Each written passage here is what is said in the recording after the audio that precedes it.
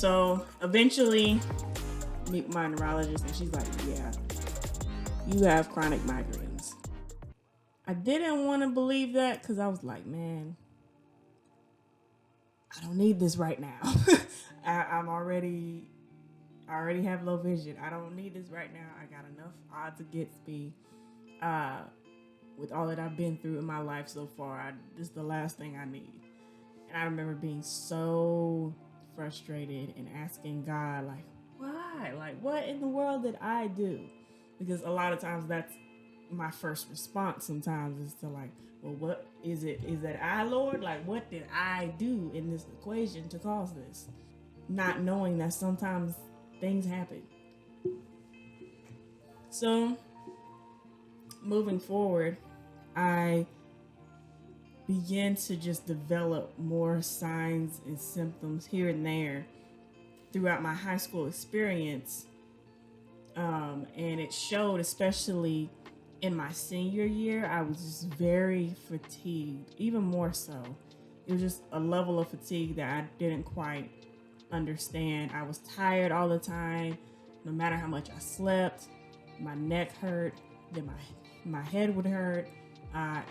It was just very interesting, and I was having to try to communicate this newfound circumstance to my teachers and classmates as best as I could, but I, again, didn't know what was going on. So I finally graduate, whoopee, magna cum laude in high school, and I remember hoping and praying that things would get better. Then during the summer, in between that transition from high school to college, I attend this camp. It's called Savvy. It's for people who are blind and visually impaired, and it helps prepare them for different aspects of life. So I got accepted into the college prep program.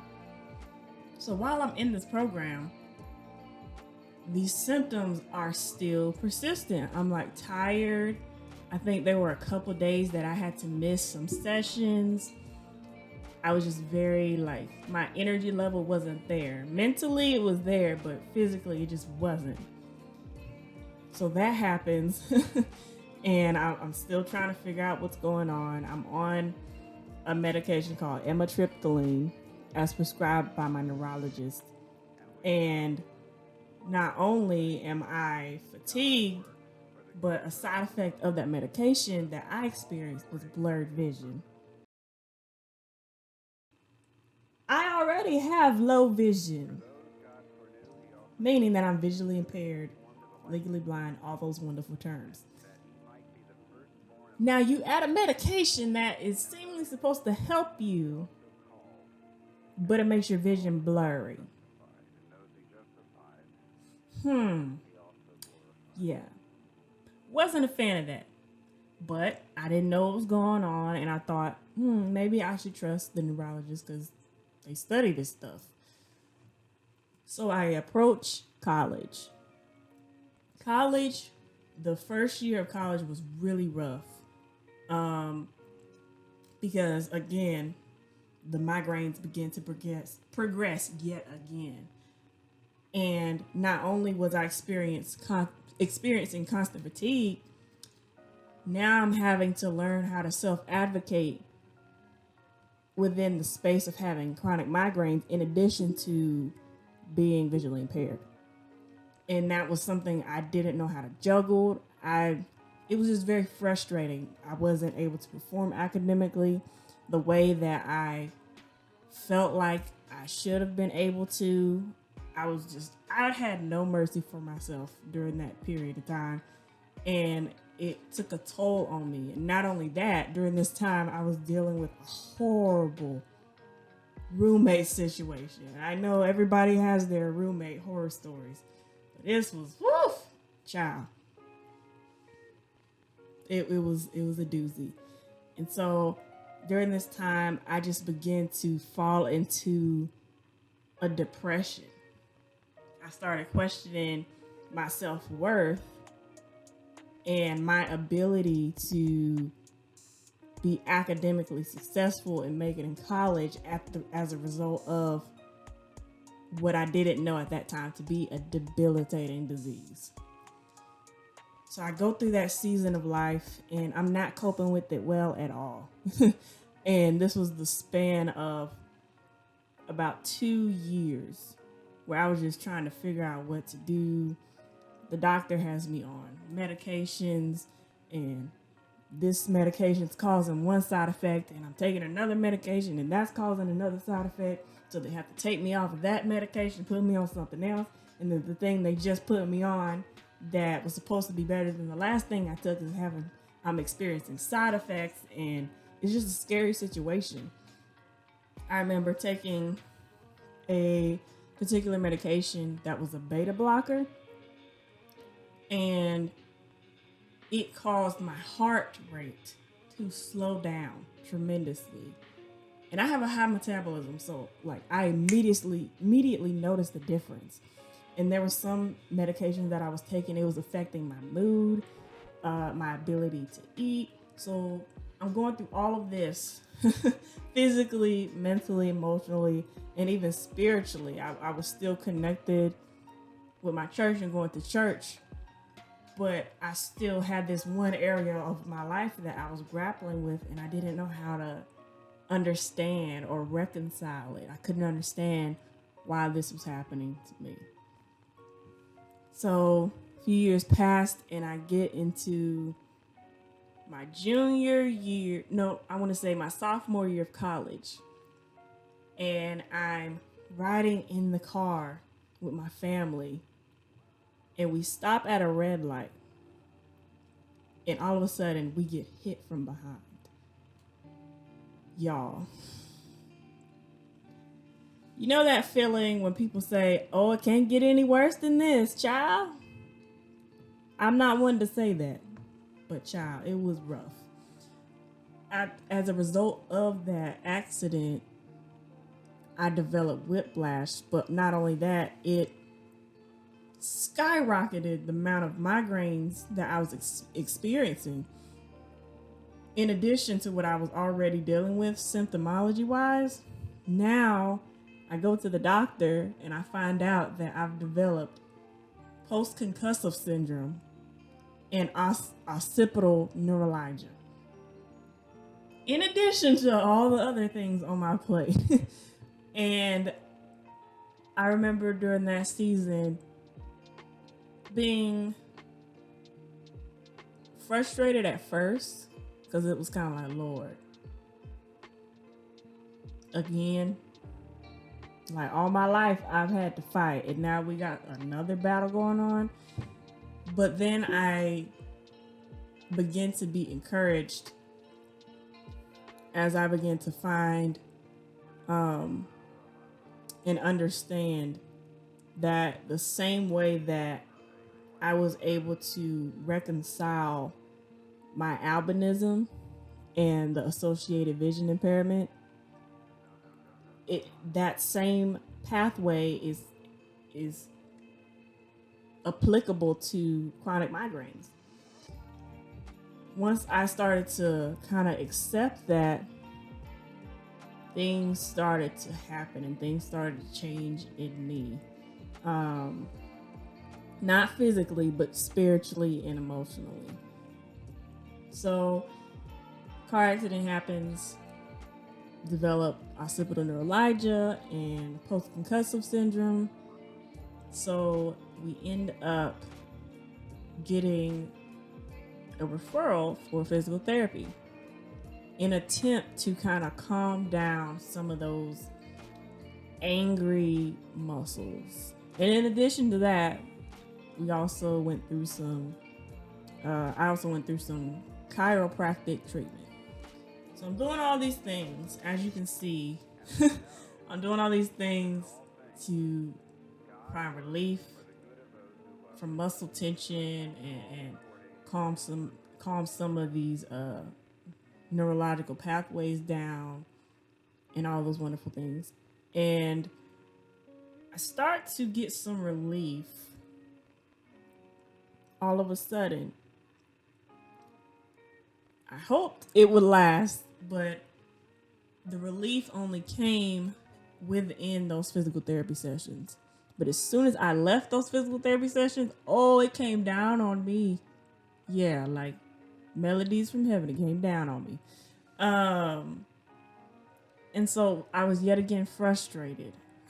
But it gave me some hope that, okay, well, maybe if I start to stretch more intentionally those particular regions of my body, I'll maybe find a little more relief when I'm in pain.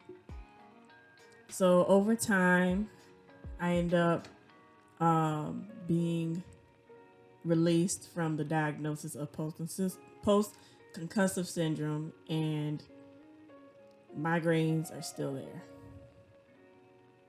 And by the grace of God, the other symptoms from the car accident went away, but the one thing that remained was the migraines. So fast forward a bit. Now I'm getting some traction in terms of accepting the fact that in spite of what I'm going through, God is still in it with me, and I'm not alone. Around this period of time, I began to get involved with an organization called Trio on campus at my university, and they help low-income, first-generation college students and people with disabilities in the areas of academic skills, counseling, as well as tutoring.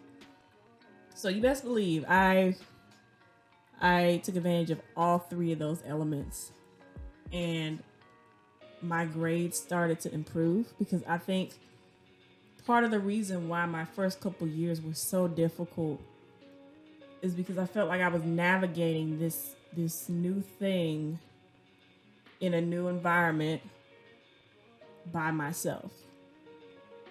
And while you do have people in your corner that love you and support you and try to understand, chronic illness it can be kind of isolating sometimes.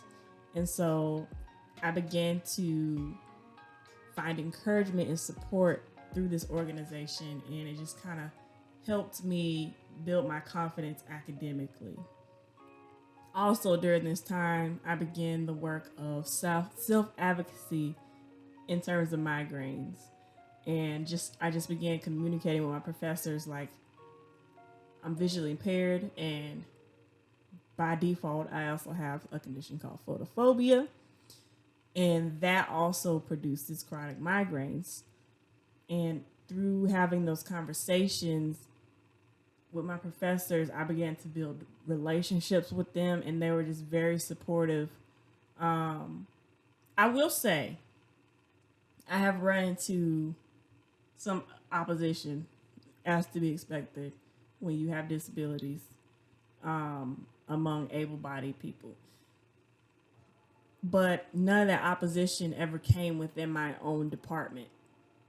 It pretty much came from professors outside of my department of kinesiology, which was very interesting. So I'm learning and developing and growing. And then fast forward to junior year, migraines progress again. They're more frequent. Not only are they more frequent, they're more intense. And I'm not sure if I think it was the first semester of my junior year, towards the end, like during Christmas break, I ended up having to go to the emergency room for the very first time for a migraine. And it was on New Year's night. The pain was so intense that it would just sound dramatic any way I tried to describe it, but I will the best way I can. We were on our way to church to bring in the new year. And that entire week leading up to New Year's, I had had a migraine, but it got particularly worse that night. And as I am laying in bed. I'm trying to fight through this and move. The right side of my body does not want to move at all. Like no amount of, okay, arm, we're gonna shuffle over here. No amount of me thinking or trying to will myself to move the right side of my body worked. That was probably one of the most scariest experiences I've had in my life. So I tell my grandmother, and I'm like, I can't move the right side of my body. So she calls my aunt, and they take me to the urgent care center in our city. And so I'm waiting there, and waiting rooms aren't necessarily even the best environment for people with chronic migraines because of the lighting situation and all the different things going on at one time. So we get there and we're waiting, and we finally get seen. And by the time I get to the back room, my speech is heavily impaired. And I experienced some speech impairment prior to this incident, but it was nothing like I had ever experienced before. So we get there, and the doctor comes back in the back room where I'm being seen. And he had such a terrible bedside manner. He was trying to ask me questions, and I'm trying to communicate to him like, yo, fam, I can't communicate with you. The right side of my body won't move. I'm trying to communicate as best as I can, and I think I'm able to mumble some responses, and my family's like trying to communicate to him like, yo, she's in a lot of pain. Like, we get that you want your answers right then and there, but you also have to be compassionate, understand that she's really going through it and it's impairing her ability to communicate with you. So finally, after that ordeal, the nurse, he asked me, okay, can you take sumatriptan? I politely communicate, no. The nurse comes in, she gives me something in my IV, and then all of a sudden, I realized what it was, because I had that same reaction to sumatriptan. And I'm like livid at this point. Like, I just told him I can't take sumatriptan, and what does this man give me? Sumatriptan. I communicated that I have a side effect response to this medication that prevents me from taking it in any form. I said that to the man, and he still gives me sumatriptan in my IV. So now I'm like, have this massive, continuous thunderclap migraine, and I'm like writhing in my hospital bed because I cannot. Like, it's something in that medication that causes me to have a disassociation reaction where I'm not able to control my limbs, and I'm feeling just not myself, very lethargic, and it's not a pretty sight. So I'm like writhing in my hospital bed, and I'm trying to like find a position that will help me sleep.